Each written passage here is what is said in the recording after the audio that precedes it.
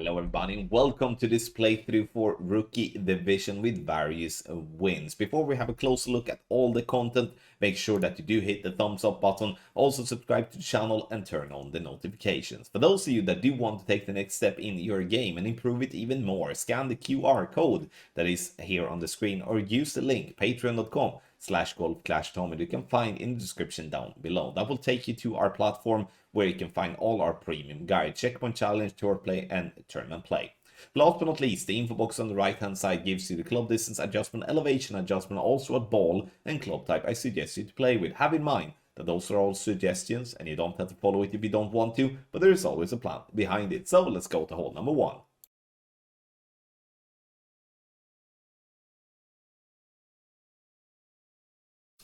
On hole number 1, if we do have a straight tailwind here and have a club that do have 6 bars of topspin or more, you can get your ball to be close to green. But if you do play with lower level clubs, that's not going to be a possibility. Then we're going to have to lay up on the right hand side or the left hand side, where I do recommend to lay up on the right hand side to have a more open shot toward green. Now you can see me messing around a little bit with the camera. That's not really my intention, but I accidentally just got moved out into the rocks, forest, and everything like that. We're gonna play with all the side spin that we can and some top spin.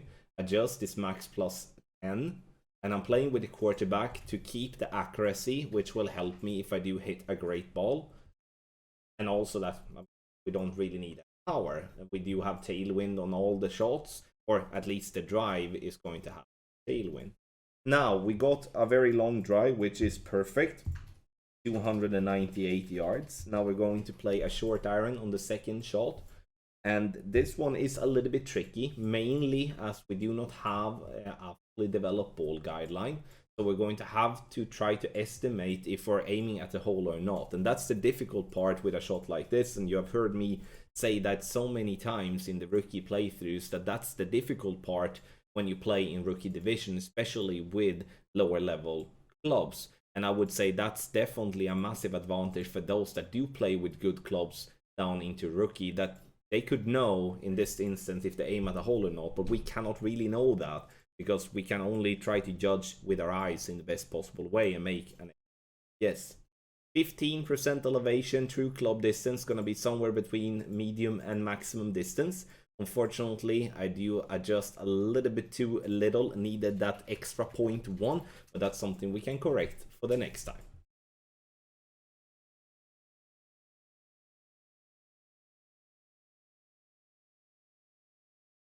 Now when we know we are going to have a tailwind of T, it's going to be not a must, but we do have a good opportunity here to get ourselves to the second fairway. The drive is aggressive, but the thing that I want to do from the second fairway is that we then can attack the pin for an albatross, which we can't really do from the first fairway at all.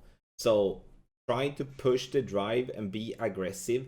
Use a power 5 ball such as a berserker that you can win for free in the golden shot. And even if you would roll long into the rough or sand, there's still an easy save from there to get the eagle collected. But if you do have a good drive like I'm having here in the video, you will see me having then an opportunity of attacking the pin for an albatross. Now it's either going to be sniper or it's going to be a long iron, depending on how far you will roll with your drive. So here you can see in the end that I'm using the downslope with my backbone and the 3.6 topspin that I do have. And here, once again, I hate to say it, but having a good ball guideline such as a Grizzly 7 Plus or a high level B52 is such a massive advantage in a situation like this. Because here, it looks okay with the ball guideline, but you will notice that I come in way hot. So here, obviously, we don't need the 3.6 topspin. We maybe need 2 topspin instead. But that's somewhat impossible for me to know when we can't really read the ball guideline more than onto the fringe. Perfect ball, bounce on the fairway. You can see we hit the pin, but comes in way hot. But in the end, it's an opportunity on a very tough par 5.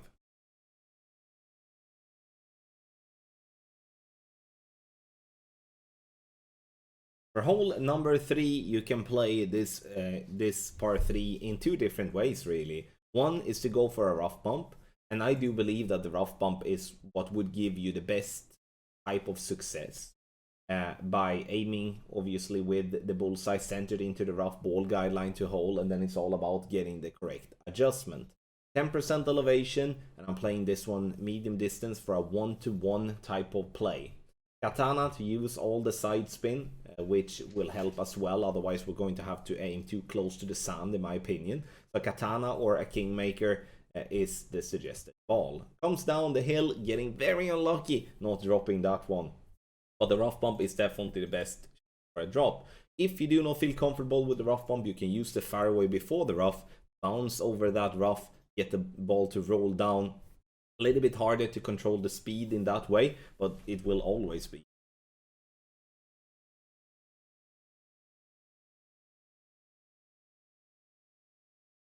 For hole number 4, we are using our extra mile or any other club that gives us minimum 4.5 bars of topspin, and in this case 3 left spin as well, but that is controlled by the ball, so we're using a Katana or a Kingmaker.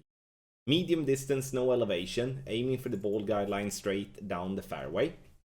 Center the ball and hit perfect, and we're looking to get this ball as close to the green possible. You are probably a couple of people wondering, why am I not sending this one to green? The reason I'm not doing so is because I do need a little bit better topspin, or I do need a little bit better ball, and because I do not want to risk and gamble getting myself into the rough by the green, because then I'd rather take a short iron from fairway every single time. But there's definitely a possibility to get the ball to green. I just want to said.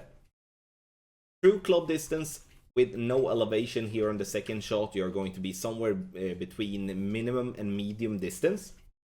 Use a 3 backspin, ball guideline to be at the hole if you do have the thorn level 7 plus, but if you do have the thorn in level 5 like I am, we should technically be aiming a little bit shorter, and I am a little bit lucky to actually drop this one when it comes in as hot as it does.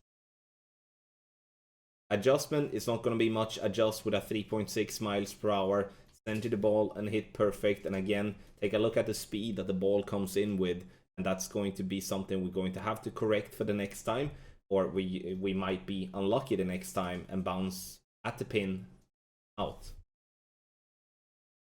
Take your game to the next level with our ultimate tournament text guides for the Southern Safari Tournament, a full 9 of the Acacia Reserve where we only have tailwinds, which is gonna be awesome if we can have some real nice send it shots to get into the action and have an edge over your opponent playing free to play or with paid balls or a mix. You decide. Patreon.com/golfclashtommy. You use the link that is in the description down below, or you scan the QR code here on the screen. We do have other premium guides as well, such as Checkpoint Challenge and also Tour Play, especially with the new rotation here in Tour Play come the season 74. We do have Tour Play guides for Tour 7 up to Tour 13. So again, scan the QR code on the screen or use the link that is in the description down below, called patreon.com/golfclashtommy and sign up today.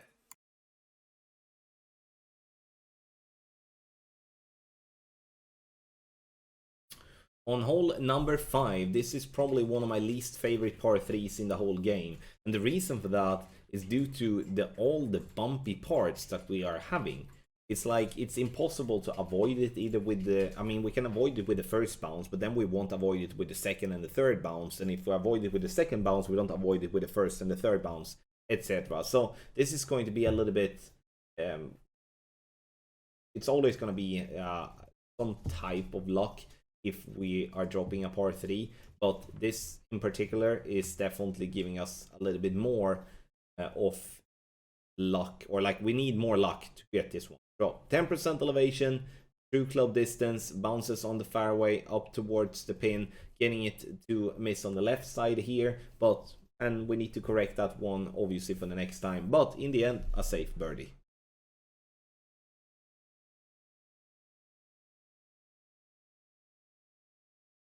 On hole number 6, here we are going to do our absolute very best to carry over the rough and the sand. Luckily, we do always have tailwind in the tournament, so that's never going to be an issue. A P3 ball is definitely to recommend, because using a P2, P1 or P0 ball, that's going to be a little bit of a stretch, and you're going to have to go with max overpower all the time. Max plus 10 as the adjustment, and again, I'm keeping the P3 ball, doing a controlled drive up to be centered on the fairway. On the second shot, I'm using my sniper, and the sniper here is going to be very close to min club in this instance. But as we do have tailwind, we need to push up, otherwise we're going to adjust down into min club. So somewhere between min and medium distance of your club is what you're going to be, and so you judge accordingly and use your club distance together with no elevation for the best possible chance. Have in mind here that the green slopes downhill and will come in too hot if you're not compensating for that, meaning that use backspin, leave the ball guideline slightly short to allow the ball to drop if it comes in with the correct direction. Perfect ball it is, bounces on the fairway and down the green. You can see here now that even though that the speed is actually kind of fine, it's still rolling and rolling and rolling, and we end up with a semi-long putt in the end. And we obviously want to be a little bit closer, because those semi-long putts are definitely a bit stressful.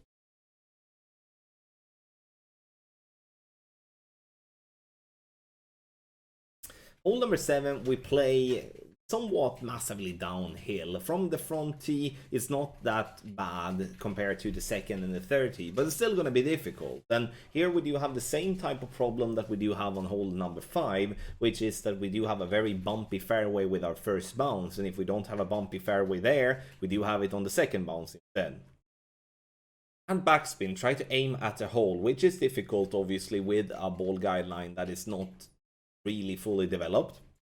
Adjust medium distance plus 20, and you can see here as well that I'm playing with a marlin ball. You may wonder why a marlin ball. It's because I do not want to pull into min club. We are already close to min club, and using a P2 or a P3 ball, then that's going to be too close, and we're going to pull into that min line, especially playing in all tailwinds. But using a navigator could be a suggestion as well, but the tailwind can't be too strong for that either, because then we're gonna pull into min club as well. Tough par 3, but I would say it's a makeable one if you do get your aiming correct.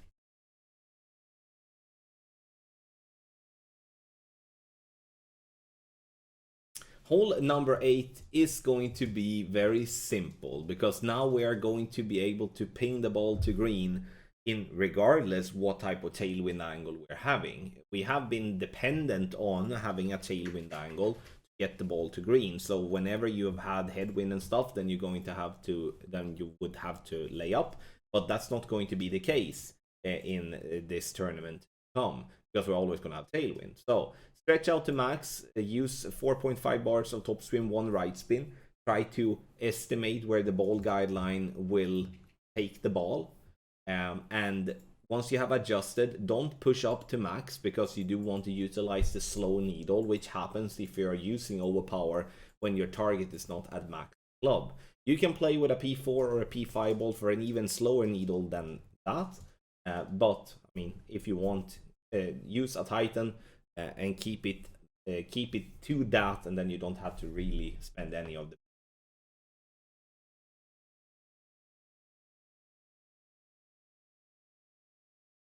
On the drive, you can see me playing an NMT, but I'm actually doing a bit more than so, which is that I'm not even doing an adjustment. So I'm just leaving the target where it is and using outside wall right curl to push the ball a little bit more right. Max overpower to try to reach as far down the fairway possible. I want to avoid having to play this play with a P5 ball or a P4 ball for that matter. I want to keep myself being able to play with the Titan. There's a lot of room on that fairway, so even if you do hit great left or great right, you will still be fine. Second shot, we're doing a rough bump, and for those that do not feel comfortable with rough bump, this is a very, very safe rough bump, as you do have a lot of rough to play on. You can see here that you do have more than 5 rings towards the nearest bunker, and you do have a good 1.5 ring up, which means that you would have to use a lot of overpower to be able to miss that rough. Aiming slightly through the hole, as we do bounce where it's slightly uphill. We don't want, what can I say, we don't want the ball to fall short. No elevation in its true club distance. Judge that correct, and you're going to have a good chance for a drop here from distance. Thank you so much, everybody, for watching this playthrough for Rookie Division with various wins. If you do want to improve your game even more, scan the QR code here on the screen or go directly to patreon.com/golfclashtommy via the link in the description down below. Last but not least, hit the thumbs up, subscribe to the channel, and turn on the notifications. Those 3 things will help the channel immensely. Thank you once again for watching. I wish you the best of luck in your Golf Clash game.